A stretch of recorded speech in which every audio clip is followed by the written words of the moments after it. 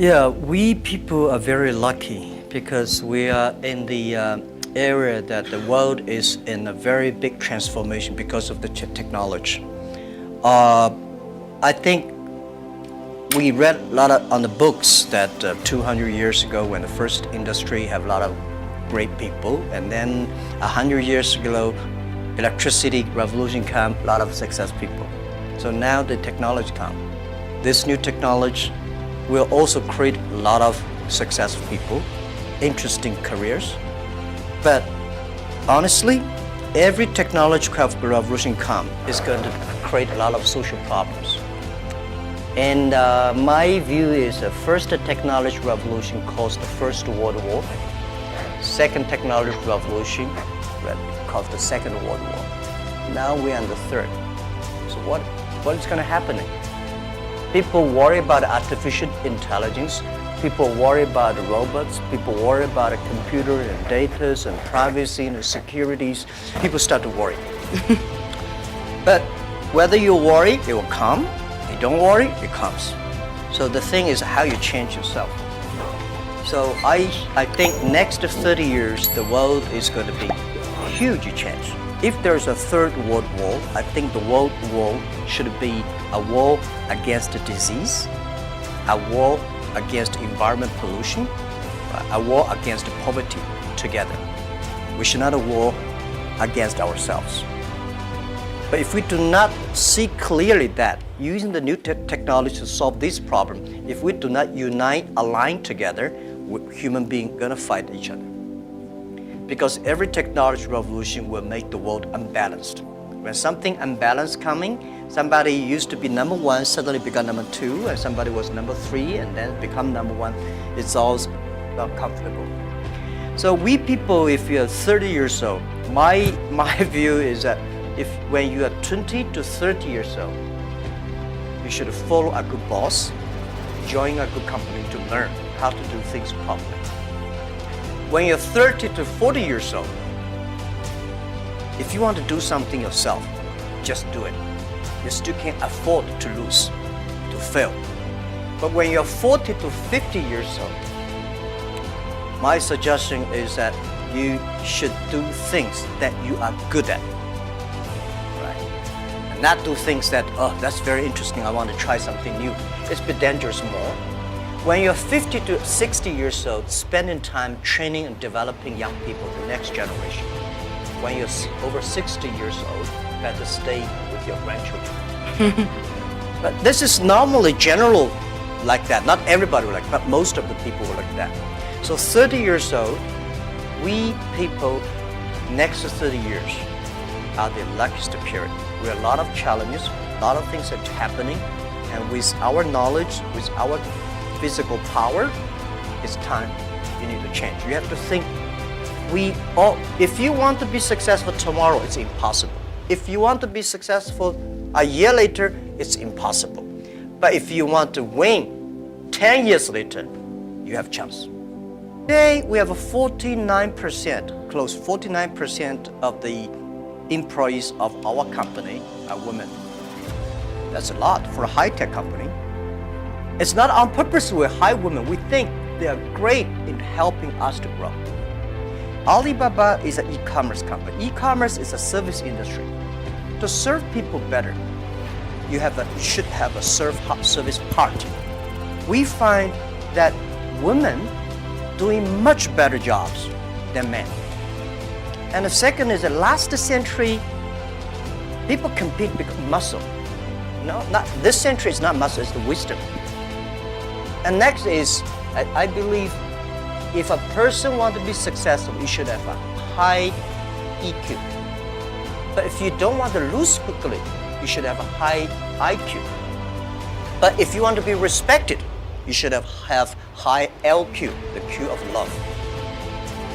So those three Qs put together, a lot of men, they have a high IQ but low EQ, or very tiny LQ. Women balance-wise, they're the best. If you want your company to be successful, if you want your company to operate with wisdom, with care, women is the best. My company, we noticed that women, they care others much more than men. Even on our site, today on shopping site, e-commerce, we find women buy a lot of things. But they buy for their husband, their parents, their kids. Men only buy for themselves mostly. Because you care, that makes you the difference. So we have 49% of the colleagues in the company are women, and close 37% of the senior management are women. We never feel anything wrong, and women, they sacrifice more. When they love it, they believe it, they continue to do it. So I think one of the secret sauce for Alibaba to be successful was success in the past 18 years because we have so many women colleagues. And the other thing is that we feel so proud. So when you have a woman and man in the same company, when something happens, the women are for example, one of the value for our company is that the number one value is customer number one, employee number two, shareholder number three. When we start to compete, men suddenly get very angry, and they start, and women always come and say, no competition, let's think about customer number one. Most of the women, they believe in the first day dream or first day love. Most of the men, easy to forget. I'm sorry, it's not I say bad about men. This is statistic. This is statistic. This is why our company works the balance. And it's naturally happening. It's not like so a lot of people have a tendency, man is better in doing things. But we think that even if man is better, we still have to hire the women inside. And then the women have enough women will hire people more. So this is how we did. So I don't know how many high-tech companies in the world like us, 49% colleagues are women. We feel proud of that. Nobody can stop globalization. And nobody can stop trade. And I believe if trade stops, war starts. Trade is the way to solve to dissolve the war, not to cause the wars. I think globalization did a fantastic job in the past 30 years. Enriched a lot of countries, but of course caused a lot of problems, right? Young people did not have opportunities. Small business have not opportunities. Developing countries were neglected. But it's only 30 years. It's a baby. It's a growth. You have to improve it. If you do not improve it, then you kill it. It's easy. Most of the time, to kill something is much easier. So my belief is it's our generation's job. Today, we have a better technology. We have a better knowledge about globalization. And it's our generation's responsibility or opportunity to improve it. Tell me, how can you stop globalization? Now, artificial intelligence come, robots come. My grandfather worked 16 hours a day. He said he was very busy. We work 8 hours a day. We said we are very busy. Our children may only work 3 hours or 4 hours a day for 3 days a week. I bet they will say, oh, we're very busy. Then when you work only 3 hours a day and 4 days a week, what are you going to do? You're going to travel around, right? You cannot stay in the home for a week. You will travel. 30 years ago, normal life, you visit 20 to 30 cities all your life. 30 years later, in your life, you will visit 300 cities in your life because of mobile. How can you stop it? It's impossible. So thinking about that, the only thing is to improve it, to make it simple. Global trade should be simple, should be modernized, should giving inclusive. Everybody have the opportunity. And this is what I believe. The next generation of globalization should be inclusive. should create opportunities for young people to get involved. The first globalization in human history was controlled by few kings and emperors. Last 30 years, globalization was controlled by 60,000 big companies. If you're not among the big companies, if you're not in the big, powerful countries, you don't have a chance. The next 30 years, I bet we will have 6 million or 16 million or 60 million companies get involved in globalization. Mobile phone, if people still using mobile phone 30 years later. With a mobile phone, you can global buy. You want to buy something from Kenya, you just click. You want to buy something from Norway, you click. Global buy, global sell.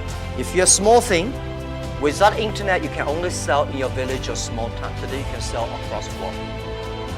And global pay, global delivery, and global travel, the only thing you have to bring is a mobile phone, no, not even passport. This is going to happen in 10 years. And this is the message. Let's catch this opportunity. If you complain, the other people catch it. If you catch the opportunity, embrace it now, you will be the next Alibaba. People like me, I was born in a very poor family. I never got a great education. I failed all the examinations for what reason, I don't know. But later, I realized I don't have money, I don't have technology, I don't have a lot of good backgrounds, we have a rich uncle or something. No. The only thing I competed with my people, the young people, is let's compete for 10 years later. This is what I believe 10 years later will be happening. So everything I do for that goal, I know 10 years later, this thing is going to happen. So prepare for that. Because I know if I compete with him for next month, no chance. So this is how my message, it's a challenge, but it's an opportunity. And it's the opportunity for people like us.